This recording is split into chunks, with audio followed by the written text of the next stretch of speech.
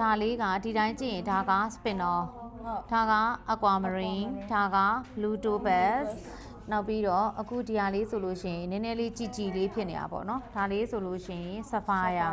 ဆိုတော့ sapphire ဆိုပေမဲ့သူကနည်းနည်းလေးပို့ပြီးတော့ကြည်တဲ့ဘက်ကိုသွားတယ်နော်ကြည်တဲ့ဘက်ကိုသွားတယ်ပို့ပြီးတော့ရွှင်တာပေါ့နော်ပို့ရွှင်ပြီးတော့ကြည်တဲ့ဟာလေးဆိုရင်ကျမတို့က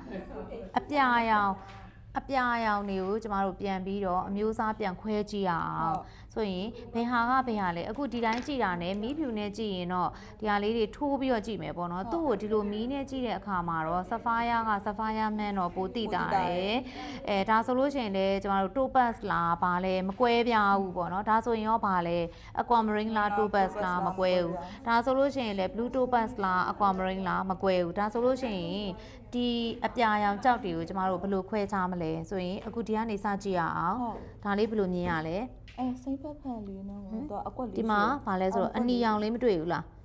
ဒီမှာလေးဒီကြောက်ကနှီးသွားမလားဒီကြောက်ကဘာ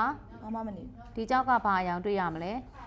အရင်မကန်နဲ့ရတယ်ဖြည်းဖြည်းပဲ green ဟိုဟာစိမ့်နေမယ်လေသိလားစိမ့်ပဲနော် pale green ဖြစ်နေမယ်လေဒီကြောက်ရဲ့ပုံစံနော်နောက်တစ်ခုကဒီကြောက်ကကြတော့ तू ကဒီလောက် body စိမ့်လားမစိမ့်ဘူး flash ဖြစ်တယ်တွေ့လား flash ဖြစ်နေရနော်ဟုတ်ပြီ flash ဖြစ်တယ်နော်အခုဒီဟာလေးကြတော့ဘာဖြစ်လဲဘာမှမတွေ့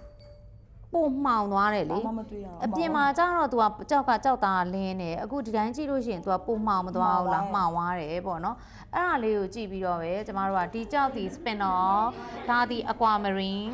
ဒါဒီ blue topaz ဒါဒီကျမတို့ sapphire ဆိုတဲ့ဟာကိုကျမတို့ filter လုပ်လို့ရတယ်ခွဲခြားလို့ရတယ်ပေါ့နော်